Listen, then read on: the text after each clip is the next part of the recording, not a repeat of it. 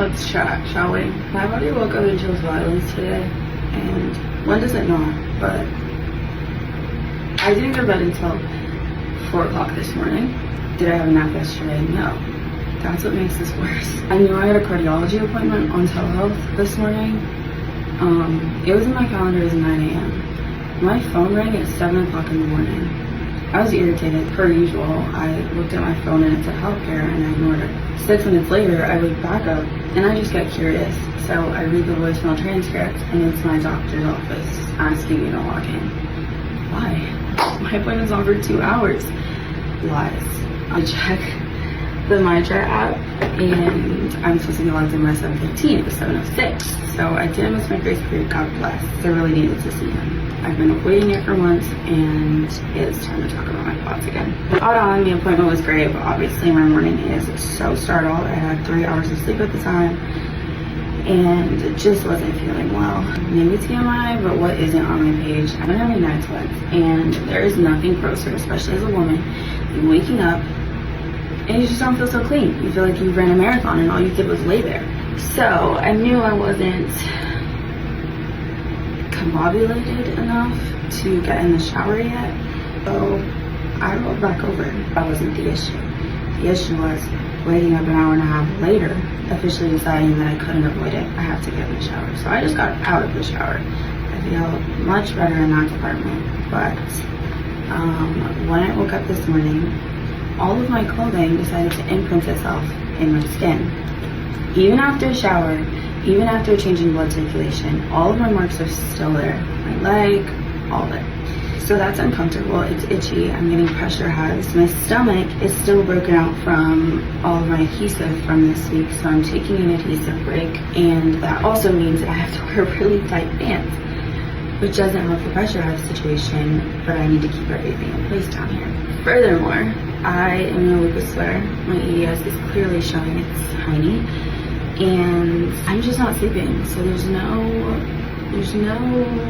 renewal anywhere. I'm not a functioning human being today. I have a meeting that's supposed to be this afternoon. I'm canceling it. I have my pain clinic appointment later this afternoon. I can't cancel that because we've been trying to get my prescription refilled, and for whatever reason, Walgreens system is not our friend.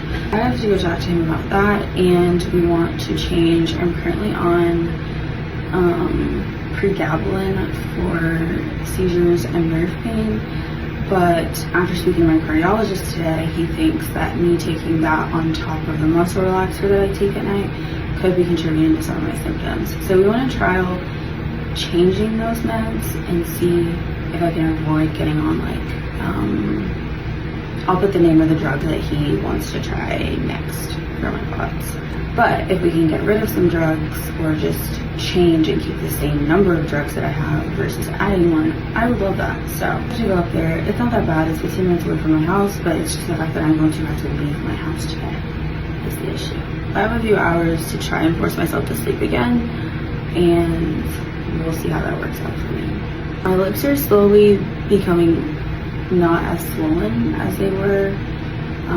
Not even just when I woke up, before I even fell asleep yesterday, they were super swollen. My face is inflamed, my lymph nodes are inflamed, my vocal cords are swollen. The whole nine is happening today. I'm dizzy, half my vision is just not really there, so I think I'm getting an aura for a migraine. And I don't know what else, what, you probably know the question I'm gonna ask, and I'm not, because my body would take that as a challenge and say, I'll show you what else. So I'm not gonna threaten her today. I don't even know why I'm putting these earrings in, as if I'm not gonna go roll right back on my face.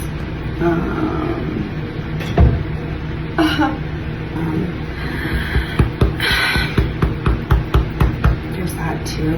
My lungs are inflamed. I feel like my appetite has been increasing the past few days. Still super small portions, the frequency is great. Feeling today like I'm not really the vibe.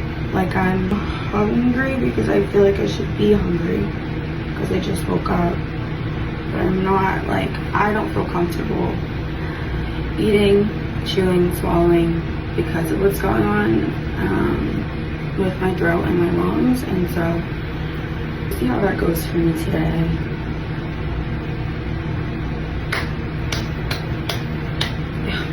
didn't even finish my sentence. I have nothing to give. I also don't feel safe chewing today. Like unless my lips go down, because I tried eating ice cream at like maybe midnight, and I just could barely get the spoon past like this side of my face. It was quite embarrassing. No one was there, but it's still embarrassing. Hands feel okay though, which is like great. I mean, they're pretty, like my joints are not, you know, fantastic, but I feel like for what they could, how they could feel, how they felt when I woke up the past 2 days, this is good. Okay. I shouldn't be standing right now. Oh my god, I never reconnected. Hold on. Okay. I don't know. I do all of this because there is just so much that you guys don't see, and this is not to come on here and like have a pity party about what my body is doing. I deal with it every day. There's days that feel more intense than others, but that's not the purpose. Representation is a big one, and just people don't know what they don't know. And I said that a lot recently because it really is true. And it's not that I have to be like the sacrificial lamb that just exposes herself and shares everything that's going on, but like I remember those first few years searching for diagnoses, having all of these insane things happen with my body, and I couldn't find anyone that looked like me that was going through this stuff. And just to hone in on the skin thing, pressure hives, and like having your skin indented by your own clothing, like something that feels so stupid that people don't think about.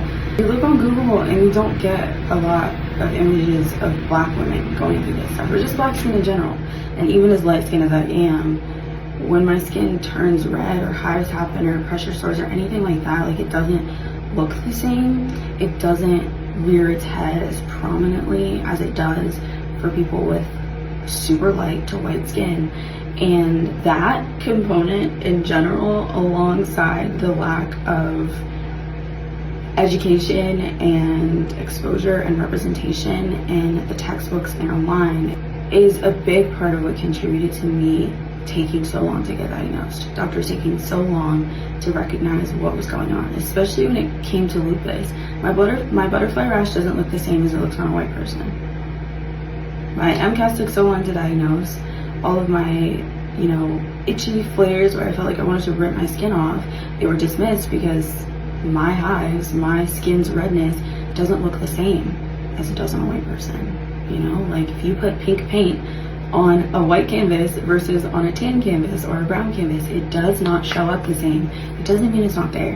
And so I just, this morning, like how extreme that my impressions were on my skin just felt so like, this is frustrating. Like this isn't shown a lot. I don't do this because I feel like I have to. I do it genuinely because I want to. Like I want some source of information that I feel like that I didn't get. I don't mind doing it, and it shows me that there is such a lack of representation, and as far as people sharing about their own personal experiences, it's hard because you should never make anyone feel obligated to put themselves on the line. And I know that a big reason that, you know, our people don't put themselves on the line is because of a lack of trust, not just by the medical system but by society in general, right? Like I could get into a whole spiel, but I just like want us to be encouraged to share what's going on.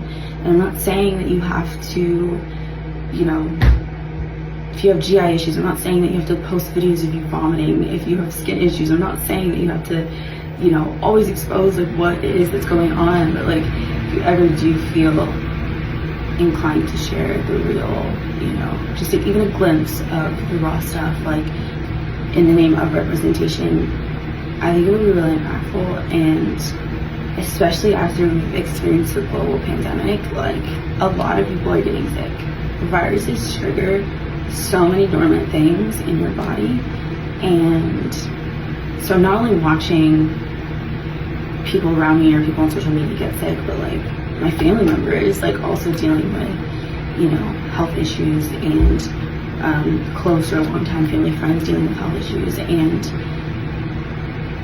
we don't talk about this stuff. We don't acknowledge that we're going through not just hard things, but like things that are literally life-altering, debilitating, chronic. We don't talk about it, and we try to sweep it under the rug and pretend like it's not there. But I'm watching so many people around me dealing with a lot of the same symptoms, and it doesn't mean it's the same condition. A lot of things overlap. But if we're not sharing it, we don't know what it looks like. We don't know that we need to go to the doctor and get checked. Or we know that we should go to the doctor, but we don't know what to ask them for. We don't know who to go see. We don't know what questions to ask or what symptoms are relevant. And I don't know, I don't even know if anything that I'm saying is cohesive. I feel like my brain is TV static right now, but the moral of the story being, I share because I know there's people out there dealing with even a fraction of what I'm dealing with, and if it makes them more curious about their own bodies and more inclined to put an effort to figure out what their bodies need, then not that an explanation was needed for that, but it just feels, that's my drive, that's my why, and that feels really important. So